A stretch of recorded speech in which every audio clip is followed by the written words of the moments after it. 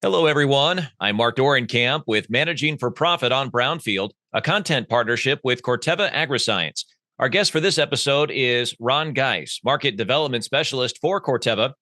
Ron, we're happy to be talking to you again this week. And jumping right into it, why is it important for soybean farmers to have access to late season weed control products like Enlist One and Enlist Duo herbicides in the Enlist weed control system? Well, Mark, we can't control the weather.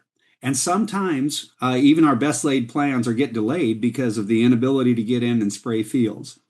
Enlist then offers that flexibility to be able to spray later in the season, all the way through the R1 or the early flower stage, without any of the calendar cutoff dates that have been plagued with our soybean farmers in some of the other systems.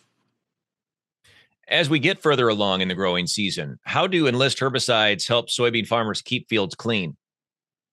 Well, by having a wide application window, Enlist is able to be applied early in the season as well as later into the season, all the way up through that early flower stage of soybeans.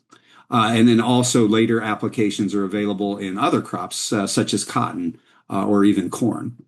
Without any calendar cutoff dates, the Enlist system offers flexibility to farmers to manage their fields and to spray their acres when it's right for them and the weather is right, instead of being tied to calendar cutoff dates that force you to spray maybe when it's not the best time to spray. Enlist has also a number of tank mix options available, and we want to see a tank mix with the Enlist system whenever it's used, a second mode of action. That's real important to help keep weeds off balance and to keep from developing weed resistance issues as we continue to use the system. We've got to remember, Mark, there aren't many new things coming, so we have to keep the tools in the toolbox that we currently have and keep them functioning so that we'll be able to have good weed control as we move forward. Finally, we'd look at things like improved weed control through using a good integrated system.